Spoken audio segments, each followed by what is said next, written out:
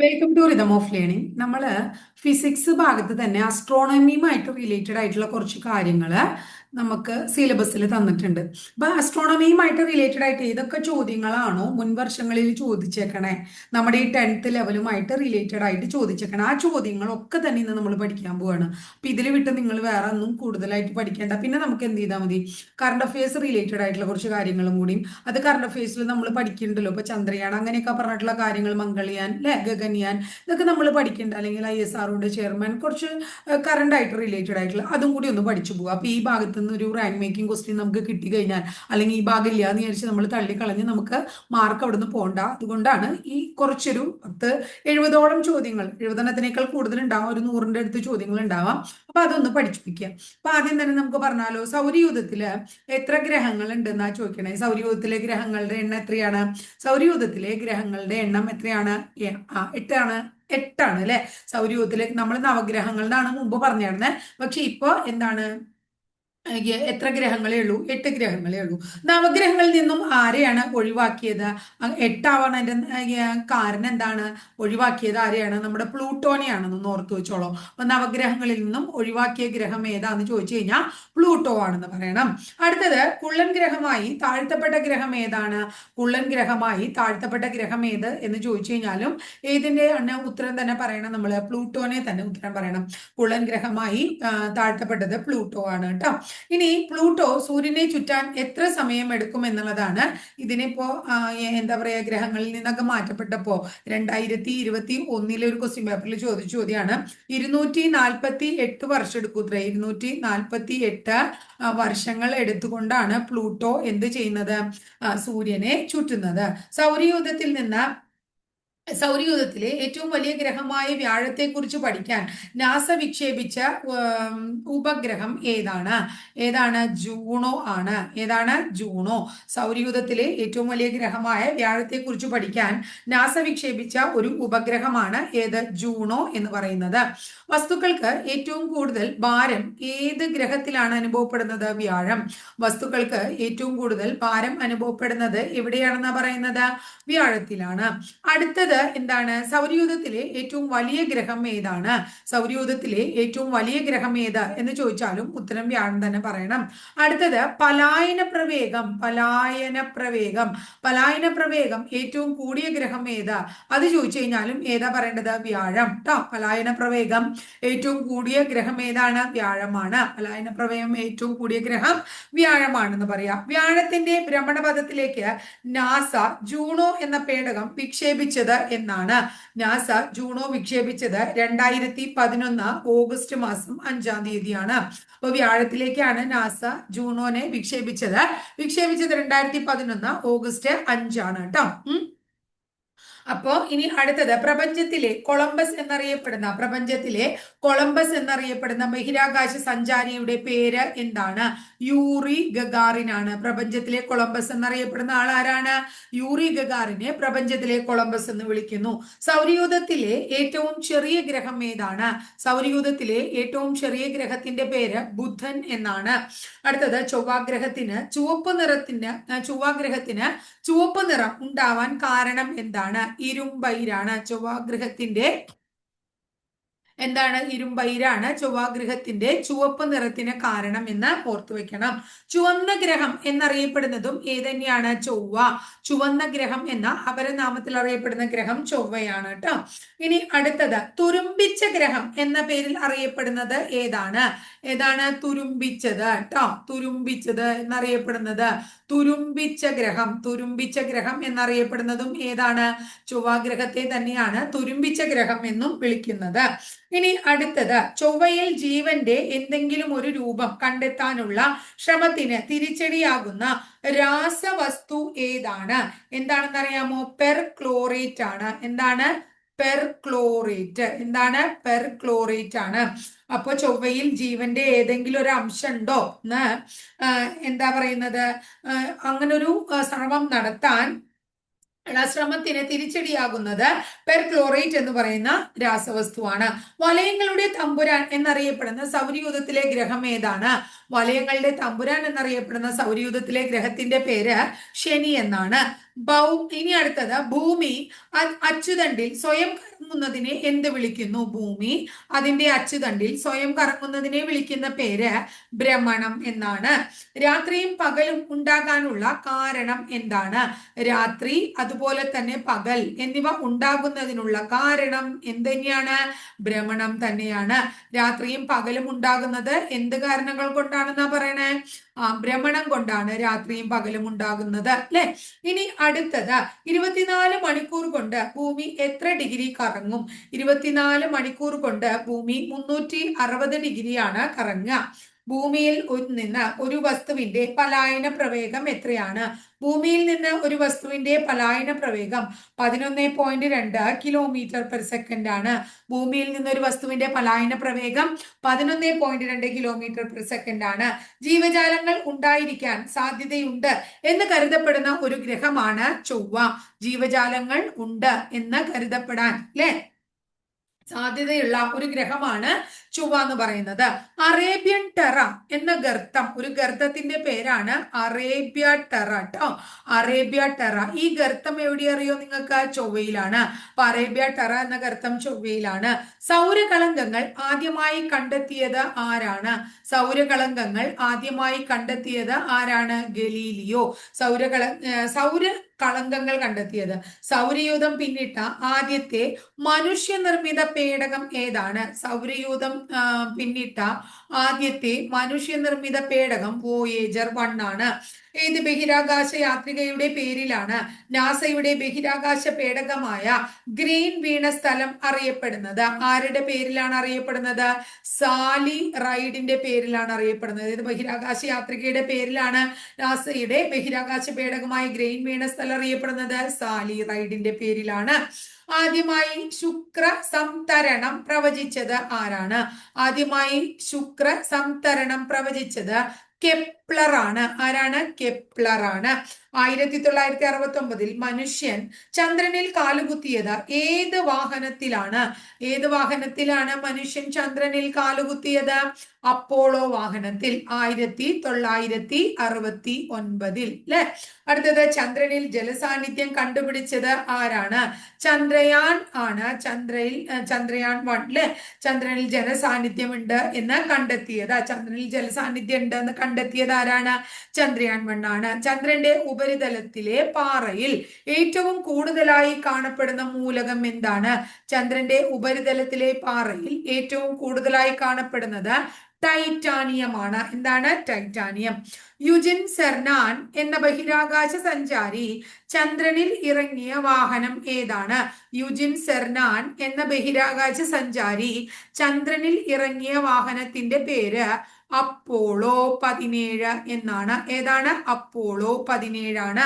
ചൊവ്വാഗ്രഹത്തെ ചുറ്റിയ ആദ്യ ബഹിരാകാശ വാഹനം ഏതാണ്? ചൊവ്വാഗ്രഹത്തെ ചുറ്റിയ ആദ്യ ബഹിരാകാശ വാഹനം മാരിനർ 4 ആണ്. ഉരുളുന്ന ഗ്രഹം എന്നറിയപ്പെടുന്നത് ഏതാണ്? ഉരുളുന്ന ഗ്രഹം എന്ന് അറിയപ്പെടുന്നത് യുറാനസ് ആണ്. മിറാൻഡ, കാർഡീലിയ. എന്താണ്? ഒന്ന് മിറാൻഡ, അടുത്തതിന്റെ പേര് കാർഡീലിയ. അതൊക്കെ പരീക്ഷയുടെ ചോദ്യങ്ങളാണ് കേട്ടോ. മിറാൻഡ, കാർഡീലിയ എന്നിവ ഏത് ഗ്രഹത്തിന്റെ ഉപഗ്രഹങ്ങളാണ്? എന്തിന്റെ? യുറാനസിന്റെയാണ്. പച്ചഗ്രഹം എന്ന് വിളിക്കുന്നത് ഏതിനെയാണ്? പച്ചഗ്രഹം എന്നറിയപ്പെടുന്നതും ഏതന്നെയാണ്? യുറാനസിനെ തന്നെയാണ് പച്ചഗ്രഹം എന്ന് വിളിക്കണേ. അടുത്തത് താഴെ പറയുന്ന ഭൂമിയിൽ നിന്ന് ഏറ്റവും അകലെ സ്ഥിതി ചെയ്യുന്ന മനുഷ്യനിർമ്മിത വസ്തു ഏതാണ് എന്നാണ് ചോദ്യം. ഓപ്ഷനിലെ ഉത്തരം വോയേജർ 1 ആണ്. ഓപ്ഷൻ നമുക്ക് ടീച്ചർ ഒന്നും കൂടെ പറയാം.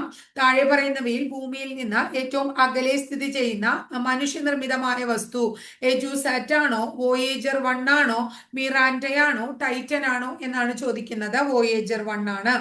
ഓസോൺ പാളി കാണപ്പെടുന്ന അന്തരീക്ഷ മണ്ഡലം ഏതാണ്? ഓസോൺ പാളി കണ്ടെത്തുന്നത് എവിടെയാണ്? സ്ട്രാറ്റോസ്ഫിയറിലാണ്. ഓസോൺ പാളി എവിടെയാണ്? സ്ട്രാറ്റോസ്ഫിയറിലാണ് ഓസോൺ പാളി. സൗരയൂഥത്തിൽ കണ്ടെത്തിയ കുഞ്ഞൻ ഗ്രഹത്തിന് ഏത് ലോക ചെസ് ചാമ്പ്യന്റെ പേരാണ് നൽകിയിരിക്കുന്നത്? സൗരയൂഥത്തിൽ കണ്ടെത്തിയ കുഞ്ഞൻ ഗ്രഹത്തിന് വിശ്വനാഥൻ ആനന്ദിന്റെ പേരാണ് നൽകിയിരിക്കുന്നത്. ആരുടെയാണ്? വിശ്വനാഥൻ ആനന്ദിന്റെ പേരാണ് നൽകിയിരിക്കുന്നത് കേട്ടോ. അടുത്തത്, ബഹിരാകാശത്തെത്തിയ ആദ്യത്തെ ഇന്ത്യൻ വനിത ആരാണ്? ബഹിരാകാശത്തെത്തിയ ആദ്യത്തെ ഇന്ത്യൻ വനിത കൽപ്പന ചൗളയാണ്. ആരാണ്? കൽപ്പന ചൗളയാണ് ബഹിരാകാശത്തെത്തിയ ആദ്യത്തെ ഇന്ത്യൻ വനിത. അടുത്തത്, ബഹിരാകാശത്ത് ഏറ്റവും അധികം തവണ നടന്നത് ആരാണ്? ബഹിരാകാശത്ത് ഏറ്റവും അധികം തവണ നടന്നത് സുനിത വില്യംസ് ആണ്. ബഹിരാകാശത്ത് ഏറ്റവും കൂടുതൽ തവണ നടന്നത് ആരാണ്? സുനിത വില്യംസ് ആണ്. ആദ്യ വനിതാ ബഹിരാകാശ സഞ്ചാരി ആരാണ്? ആദ്യ വനിതാ ബഹിരാകാശ സഞ്ചാരിയുടെ പേര് വാലന്റീന തെരഷ്കോവ എന്നാണ്. വാലന്റീന തെരഷ്കോവ ആദ്യ വനിതാ ബഹിരാകാശ സഞ്ചാരിയാണ്. സൂര്യനോട് ഏറ്റവും അടുത്ത് കിടക്കുന്ന ഗ്രഹം ഏതാണ്? സൂര്യനോട് ഏറ്റവും അടുത്ത് കിടക്കുന്ന ഗ്രഹത്തിന്റെ പേര് ബുധൻ എന്നാണ്. സൂര്യനോട് ഏറ്റവും അടുത്ത് ബുധൻ കിടക്കുന്നു. മനുഷ്യൻ വിജയകരമായി വിക്ഷേപിച്ച ആദ്യ കൃത്രിമ ഉപഗ്രഹം, മനുഷ്യൻ വിജയകരമായിട്ട് അല്ലെ വിക്ഷേപിച്ച ആദ്യത്തെ കൃത്രിമ ഉപഗ്രഹം ഏതാണ്? സ്പുട്നിക് ആണ്. സ്പുട്നിക് എന്ന് പറയുന്ന ഉപഗ്രഹമാണ്. സ്പുട്നിക് 1 എന്ന ഉപഗ്രഹമാണ്. അടുത്തത്, സൂര്യഗ്രഹണ സമയത്ത് ഭൂമി, സൂര്യൻ, ചന്ദ്രൻ എന്നിവ നേർരേഖയിൽ ഏത് സ്ഥാനങ്ങളിലായിരിക്കും? അപ്പൊ സൂര്യഗ്രഹണ സമയത്ത് എങ്ങനെയാ വരിക? സൂര്യഗ്രഹണ സമയത്ത് ആദ്യം സൂര്യൻ ഉണ്ടാവും, അത് കഴിഞ്ഞാൽ ചന്ദ്രൻ ഉണ്ടാവും, അത് കഴിഞ്ഞാൽ ഭൂമി ഉണ്ടാവും. ഇങ്ങനെയാണ് സൂര്യഗ്രഹണ സമയത്ത് കാണുന്നതെന്ന് ഓർത്തു വെക്കണം കേട്ടോ. ഭൂമിയും സൂര്യനും തമ്മിലുള്ള അകലം ഏറ്റവും കൂടിയിരിക്കുന്ന ദിവസം, ഭൂമിയും സൂര്യനും തമ്മിലുള്ള അകലം ഏറ്റവും കൂടുതൽ ജൂലൈ 4-നാണ്. പച്ചഗ്രഹം എന്ന് വിളിക്കുന്നത് ഏതിനെയാണ്? യുറാനസിനെയാണ് പച്ചഗ്രഹം എന്ന് വിളിക്കണേ. പ്രപഞ്ചഘടനയെ കുറിച്ച് പഠിക്കുന്ന ശാസ്ത്രശാഖയ്ക്ക് എന്ത് വിളിക്കുന്നു? പ്രപഞ്ച ഘടനയെ കുറിച്ച് പഠിക്കുന്ന ശാസ്ത്രശാഖയെ കോസ്മോളജി എന്ന് വിളിക്കണോ? എന്താ വിളിക്കണേ? കോസ്മോളജി.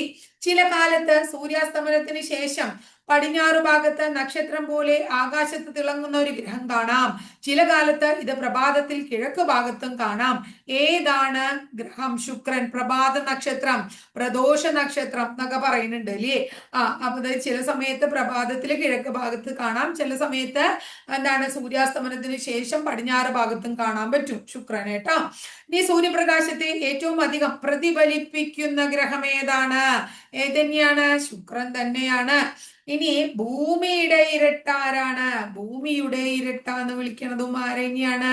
ശുക്രനെ തന്നെയാണ് കേട്ടോ. ഭൂമിയുടെ ഇരട്ട എന്നറിയപ്പെടുന്നതും ശുക്രനെയാണ്.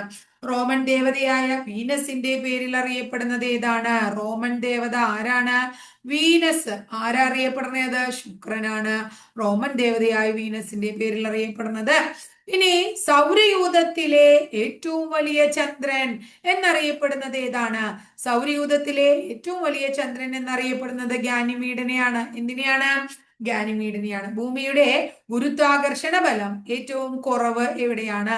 ഭൂമിയുടെ ഗുരുത്വാകർഷണ ബലം ഏറ്റവും കുറവ് ഭൂമധ്യരേഖയിലാണ്. എവിടെയാണ്? ഭൂമധ്യരേഖ. ഭൂമി എത്ര ഡിഗ്രി തിരിയുമ്പോൾ 1 മണിക്കൂർ ആകുന്നു? ഭൂമി 15 ഡിഗ്രി തിരിഞ്ഞാൽ 1 മണിക്കൂർ ആകും. ഇനി ഈവനിങ് സ്റ്റാർ, നേരത്തെ നമ്മൾ പറഞ്ഞില്ലേ പ്രഭാത നക്ഷത്രം, പ്രദോഷ നക്ഷത്രം, ഏതാ ഈവനിങ് സ്റ്റാർ? അപ്പൊ ഇനിയിപ്പോ പറയാൻ കിട്ടുമല്ലോ, ശുക്രനാണ്. ഭൂമിയുടെ സ്വയം ഭ്രമണ വേഗത ഭൂമധ്യരേഖാ പ്രദേശങ്ങളിൽ എത്രയാണ്? 1650 km/h. ഭൂമിയുടെ സ്വയം ഭ്രമണ വേഗത ഭൂമധ്യരേഖാ പ്രദേശങ്ങളിൽ 1650 km/h ആണ്. സൂര്യപ്രകാശം ഭൂമിയിൽ എത്താൻ എടുക്കുന്ന സമയം എത്രയാണ്? സൂര്യപ്രകാശം അത് കഴിഞ്ഞ ദിവസം നമ്മൾ പഠിച്ചു. എത്ര വേണം? 8 മിനിറ്റ്. ഏകദേശം 8 മിനിറ്റ് വേണം. ഇനി അടുത്തത്, ഭൂമിയുടെ അച്ചുതണ്ട് എത്ര ഡിഗ്രി ചെരിഞ്ഞാണ് ഇരിക്കണേ? ഭൂമിയുടെ അച്ചുതണ്ട് 23.5 ഡിഗ്രി ചെരിഞ്ഞാണ് ഇരിക്കണേ എന്നുള്ളതാണ് സങ്കല്പം. ഇനി അടുത്തത്, സൂര്യനോട് ഏറ്റവും അടുത്ത് നിൽക്കുന്ന ഗ്രഹം ഏതാണ്? സൂര്യനോട് ഏറ്റവും അടുത്ത് നിൽക്കുന്നത് ഓപ്ഷൻസ് തന്നിട്ടുണ്ട്. എന്നിട്ടാണ് ശുക്രനാണോ, ശനിയാണോ, ചൊവ്വയാണോ, യുറാനസ് ആണോ? ഇതിലേതാണ്? ശുക്രനാണ്. സൂര്യനോട് ഏറ്റവും അടുത്ത ഓപ്ഷൻസ് നോക്കിയിട്ടാണ് ശുക്രൻ, ശനി, ചൊവ്വ, യുറാനസ്. ഇനി സൗരയൂഥത്തിൽ ഏറ്റവും സാന്ദ്രത കൂടിയത് ഏതിനാണ്? സൗരയൂഥത്തിൽ സാന്ദ്രത കൂടിയ ഗ്രഹം ഏതാണ്? ഭൂമിയാണ്. സൗരയൂഥത്തിൽ സാന്ദ്രത കൂടിയത് ഭൂമി. ചന്ദ്രനെ കുറിച്ചുള്ള പഠനത്തിനെ എന്ത് വിളിക്കുന്നു? സെലനോഗ്രഫി. ചന്ദ്രനെ കുറിച്ചുള്ള പഠനം എന്താണ്? സെലനോഗ്രഫി എന്നാണ് ചന്ദ്രനെ കുറിച്ചുള്ള പഠനം. ചന്ദ്രഗ്രഹണ സമയത്ത് എന്താണ്? ഭൂമിയുടെ നിഴൽ ചന്ദ്രനിൽ പതിക്കുന്നു. ഭൂമിയുടെ നിഴൽ, ഭൂമിയുടെ നിഴൽ ആരിൽ പതിക്കുകയാണ്? ചന്ദ്രനിൽ പതിക്കണ സമയത്ത് ഏത് ഗ്രഹണം ഉണ്ടാവണേ? ചന്ദ്രഗ്രഹണം ഉണ്ടാവണു. അടുത്തത്, ചന്ദ്രൻ ഭൂമിയെ ഒരു പ്രാവശ്യം ഭ്രമണം ചെയ്യാൻ എത്ര സമയമെടുക്കും? ചന്ദ്രൻ ഭൂമിയെ ഒരു പ്രാവശ്യം ഭ്രമണം ചെയ്യാൻ 27.3 ദിവസം എടുക്കും. 27.3 ദിവസം എടുക്കും. അല്ലെങ്കിൽ ചില ബുക്കുകളിൽ ഇങ്ങനെ കാണാം, ചില ക്വസ്റ്റ്യൻ പേപ്പറിലും കണ്ടിട്ടുണ്ട് 27.5 ദിവസം എടുക്കും. പൂർണ്ണ ചന്ദ്രഗ്രഹണം എപ്പുണ്ടാകും? പൂർണ്ണ ചന്ദ്രഗ്രഹണം ഉണ്ടാകുന്നത് പൗർണമി ദിവസമാണ്. പൂർണ്ണ ചന്ദ്രഗ്രഹണം എപ്പോഴുണ്ടാവുക? പൗർണമി ദിവസം ഉണ്ടാകും. ഇനി ഭൂമിയോട് ഏറ്റവും അടുത്ത ആകാശഗോളം ഏതാണ്? ഭൂമിയോട് ഏറ്റവും അടുത്ത ആകാശഗോളം ചന്ദ്രനാണ്. ചന്ദ്രൻ ഭൂമിയെ വലം വെക്കാൻ നമ്മൾ നേരത്തെ പറഞ്ഞല്ലോ എത്രയാ എടുക്കണേന്ന്. ധന്യ കുറെ പ്രാവശ്യം ചോദിക്കണു അല്ലെ. ആദ്യം 27.3 ദിവസം എന്നൊരു ഓപ്ഷൻ വന്നു, പിന്നെ 27.5 ദിവസം എന്ന് വന്നു. ഇനി എന്താ ഇരിക്കണേന്ന് അറിയൂ? 28 ദിവസത്തിൽ അല്പം കുറവ്. ഒക്കെ ഒരു ഉത്തരം തന്നെയാട്ടാ. അപ്പൊ പല രീതിയിൽ ചോദിക്കുകയാണ്. അപ്പൊ നമുക്ക് മനസ്സിലാക്കണം, നിങ്ങൾ ഇതൊക്കെ ഇങ്ങനെയൊക്കെ ചോദിക്കാം. ഭൂമിയുടെ ശരാശരി താപനില എത്രയാ? 16 ഡിഗ്രി സെൽഷ്യസ് ഭൂമിക്ക് ശരാശരി താപനില ഉണ്ട്. സൗരയൂഥത്തിലെ 5ാമത്തെ വലിയ ഗ്രഹം ഏതാ? സൗരയൂഥത്തിലെ 5ാമത്തെ വലിയ ഗ്രഹത്തിന്റെ പേര് എന്താണ്? ഭൂമി എന്നാണ്. ഏറ്റവും പ്രകാശമാനമായ ഗ്രഹം ഏതാണ്? പ്രകാശം കൂടുതൽ ഏതിനാണ്? ശുക്രനാണ് പ്രകാശമാനമായത് കേട്ടോ. ജോവിയൻ ഗ്രഹം എന്ന് താഴെ പറയുന്നവയിൽ ജോവിയൻ ഗ്രഹം ഏതാണ്? ജോവിയൻ ഗ്രഹത്തിന് ഒരു ഉദാഹരണമാണ് യുറാനസ്. താഴെ പറയുന്നവയിൽ എന്ന് പറഞ്ഞിട്ടുണ്ട്. ഏതൊക്കെയാണ്? ചൊവ്വ, ഭൂമി, യുറാനസ്, ശുക്രൻ. അതിലെ യുറാനസ് ആണ് ജോവിയൻ ഗ്രഹം എന്ന് ഓർക്കുക. ഒരു നിശ്ചിത പാതയിലൂടെ സൂര്യനെ വലം വെക്കുന്ന ആകാശഗോളങ്ങളെ നമ്മൾ എന്ത് വിളിക്കുന്നു? എന്ത് പേരിട്ട് വിളിക്കും? ഗ്രഹങ്ങൾ എന്ന പേരിട്ട് വിളിക്കും. സൗരയൂഥത്തിൽ ഏറ്റവും ചൂട് കൂടുതൽ ഏതിനാണ്? ചൂട് കൂടിയ ഗ്രഹം ഏതാണ്? ശുക്രനാണ്. സൂപ്പർ നോവ സ്ഫോടനം എന്തിന്റെ സൂചനയാണ്? നക്ഷത്രത്തിന്റെ മരണത്തിന്റെ തുടക്കമാണ്. സൂപ്പർനോവ സ്ഫോടനം നക്ഷത്രത്തിന്റെ മരണത്തിന്റെ തുടക്കമാണ്. ഇനി അടുത്തത്, മരിച്ചുകൊണ്ടിരിക്കുന്ന നക്ഷത്രം എന്നാൽ എന്താണ്? Black hole. താഴെ പറയുന്നവയിൽ ഏതിനെയാണ്? മരിച്ചുകൊണ്ടിരിക്കുന്ന നക്ഷത്രം. അപ്പൊ ബ്ലാക്ക് ഹോൾ എന്നത് മരിച്ചുകൊണ്ടിരിക്കുന്ന നക്ഷത്രമാണ്. ഇന്ത്യയിലെ ആദ്യത്തെ ബഹിരാകാശ യാത്രികൻ ആരാണ്? രാകേഷ് ശർമ്മയാണ് ഇന്ത്യയിലെ ആദ്യത്തെ ബഹിരാകാശ യാത്രികൻ എന്ന് പറയുന്നത്. അടുത്തത്, ധൂമകേതുവിനെ കുറിച്ച് പഠിക്കാൻ വിക്ഷേപിച്ച ആദ്യത്തെ ബഹിരാകാശ ദൗത്യം ഏതാണ്? ധൂമകേതുവിനെ കുറിച്ച് പഠിക്കാൻ വിക്ഷേപിച്ചത് ഡീപ്പ് ഇമ്പാക്ട്. ഏതാണ്? ഡീപ്പ് ഇമ്പാക്ട് കേട്ടോ. ഇനി അടുത്തത്, ചന്ദ്രനിൽ മഞ്ഞുപാളികൾ ഉണ്ടെന്ന് കണ്ടെത്തിയത് ആരാണ്? ചന്ദ്രനിൽ മഞ്ഞുപാളികൾ ഉണ്ടെന്ന് കണ്ടെത്തിയത് ചന്ദ്രയാനാണ്. ഏറ്റവും വലിയ അക്ഷാംശരേഖ ഏതാണ്? ഏറ്റവും വലിയ അക്ഷാംശരേഖ ഭൂമധ്യരേഖയാണ്. ഇനി അടുത്തത്, സമരാത്ര ദിനം എന്നാണ്? സമരാത്ര ദിനം മാർച്ച് 21 ചന്ദ്രനിൽ ആദ്യമായി ഇറങ്ങിയ വ്യക്തി ആരാണ്? നീൽ ആംസ്ട്രോങ് ആണ്. നീൽ ആംസ്ട്രോങ് ആണ് ചന്ദ്രനിൽ ആദ്യമായി ഇറങ്ങിയ വ്യക്തി. ഗ്രഹങ്ങളുടെ ചലന നിയമം ആവിഷ്കരിച്ചത് ആരാണ്? ഗ്രഹങ്ങളുടെ ചലന നിയമം ആവിഷ്കരിച്ചത് കെപ്ലർ ആണ്. ഗ്രഹങ്ങളുടെ ചലന നിയമം കെപ്ലർ. ഇനി അടുത്തത്, പൊക്രാനിലെ അണുപരീക്ഷണത്തിന് ഇന്ത്യ ഉപയോഗിച്ച മൂലകം ഏതാണ്? പൊക്രാനിലെ അണുപരീക്ഷണത്തിന് ഇന്ത്യ ഉപയോഗിച്ചത് പ്ലൂട്ടോണിയം എന്ന മൂലകമാണ്. നക്ഷത്രങ്ങളിലേക്കുള്ള ദൂരം അളക്കാൻ ഉപയോഗിക്കുന്ന യൂണിറ്റ് ഏതാണ്? നക്ഷത്രങ്ങളിലേക്കുള്ള ദൂരം അളക്കാൻ ഉപയോഗിക്കുന്നത് പ്രകാശവർഷമാണ്. ഭൂമിയുടെ ഉത്തരധ്രുവത്തെയും ദക്ഷിണ ധ്രുവത്തെയും തമ്മിൽ ബന്ധിപ്പിക്കുന്ന സാങ്കല്പിക രേഖകളെ എന്ത് വിളിക്കുന്നു? സാങ്കല്പിക രേഖകളെ രേഖാംശ രേഖകൾ എന്ന് വിളിക്കുന്നു. ഭൂമിയോട് ഏറ്റവും അടുത്ത് കിടക്കുന്ന നക്ഷത്രം ഏതാണ്? ഭൂമിയോട് ഏറ്റവും അടുത്ത് കിടക്കുന്ന നക്ഷത്രം സൂര്യനാണ്. ഏതാണ്? സൂര്യനാണ്. ഇനി അടുത്തത്, ഭൂമിയിൽ 72 കിലോ ഭാരമുള്ള ആളുടെ ചന്ദ്രനിലെ ഭാരം എത്രയാണ്? അപ്പൊ നമ്മൾ എന്താ ചെയ്യണ്ടേ? 72 ഇൻറ്റു 1/6 ചെയ്യണം. അപ്പൊ എത്രയാണ്? 12ആണ്. 1/6 ഭാഗമാണ് അവിടെ കേട്ടോ. ഇനി അടുത്തത് സൂര്യൻ ഉത്തരായന രേഖയ്ക്ക് നേർമുകളിൽ എന്ന് വരുന്നു. സൂര്യൻ ഉത്തരായന രേഖയ്ക്ക് നേർമുകളിൽ ജൂൺ 21 വരുന്നു. ഇനി അടുത്തത് ഉപഗ്രഹങ്ങൾ ഇല്ലാത്ത ഒരു ഗ്രഹം ഏതാണ്? ബുധന് ഉപഗ്രഹങ്ങൾ ഇല്ല. സൂര്യനിൽ ഊർജോൽപാദനം നടക്കുന്ന പ്രവർത്തനത്തെ എന്ത് വിളിക്കുന്നു? ന്യൂക്ലിയർ ഫിഷൻ ന്യൂക്ലിയർ സൂര്യനില് ഊർജോൽപാദനം നടക്കുന്നത് ന്യൂക്ലിയർ ഫ്യൂഷൻ ആണ്. ന്യൂക്ലിയർ ഫ്യൂഷൻ ആണ് കേട്ടോ. ഇനി അടുത്തത് ഭൂമിയെ 2 അർദ്ധഗോളങ്ങളായി വിഭജിക്കുന്ന അക്ഷാംശരേഖ ഏതാണ്? ഭൂമിയെ 2 അർദ്ധഗോളങ്ങളായി വിഭജിക്കുന്ന അക്ഷാംശരേഖ ഭൂമധ്യരേഖയാണ്. ഗ്രഹങ്ങൾ തമ്മിലുള്ള ദൂരം അളക്കാൻ ഉപയോഗിക്കുന്ന തോത് ഏതാണ്? ഗ്രഹങ്ങൾ തമ്മിലുള്ള ദൂരം അളക്കാൻ എന്തുപയോഗിക്കുന്നു? ആസ്ട്രോണമിക്കൽ യൂണിറ്റ് ഉപയോഗിക്കുന്നു. ആസ്ട്രോണമിക്കൽ യൂണിറ്റ് ഉപയോഗിക്കുന്നു. ലാസ്റ്റ് ക്വസ്റ്റ്യൻ ഇതാണ്. ക്ഷുദ്രഗ്രഹങ്ങൾ എവിടെ കാണപ്പെടുന്നു? ക്ഷുദ്രഗ്രഹങ്ങൾ ചൊവ്വയ്ക്കും വ്യാഴത്തിനും, ചൊവ്വയുടെയും വ്യാഴത്തിന്റെയും ഇടയിൽ കാണപ്പെടുന്നതാണ് ക്ഷുദ്രഗ്രഹങ്ങൾ. അപ്പൊ നമ്മൾ 100നേക്കാൾ കൂടുതൽ ചോദ്യങ്ങൾ പഠിച്ചിട്ടുണ്ട് കേട്ടോ. അപ്പൊ ഇത്രയാണ് ഉള്ളത്. അപ്പൊ ഒരു 100ന് മേലെ ഒരു 110ഓളം ക്വസ്റ്റ്യൻസ് നമ്മളിവിടെ ഇപ്പൊ പറഞ്ഞു. അപ്പൊ എന്താ വെച്ചാ ഇവിടെ ഇപ്പൊ അസ്ട്രോണമിയുമായിട്ട് റിലേറ്റഡ് ആയിട്ട് കുറച്ച് ചെറിയൊരു സിലബസിന്റെ ഭാഗമായിട്ട് ചെറുത് മാത്രമേ ഇവിടെ ഉള്ളൂ. അപ്പൊ അത് നിങ്ങൾ ക്ലിയർ ആക്കുക. അപ്പൊ ഇത്രയും പഠിച്ചു കഴിഞ്ഞാൽ ഏകദേശമായി. പിന്നെ ടീച്ചർ പറഞ്ഞല്ലോ നമുക്ക് കറണ്ട് അഫയേഴ്സിലും കൂടി ഉൾപ്പെടുത്തുമ്പോ അതങ്ങടെ ക്ലിയർ ആയിക്കോളൂ കേട്ടോ. അപ്പൊ എന്താ പറയാ, ഹോൾ ടിക്കറ്റ് കിട്ടിയിട്ടുള്ളവർ, കിട്ടാത്തവർക്ക് അപ്പൊ അടുത്ത ഘട്ടവും, കിട്ടിയിട്ടുള്ളവരെ അതിന്റെ ആ ഗൗരവത്തോടു കൂടി, മറ്റവർക്ക് ഗൗരവം വേണ്ടാന്നല്ല, ആ ഗൗരവത്തോടു കൂടി തന്നെ പഠിക്കുക.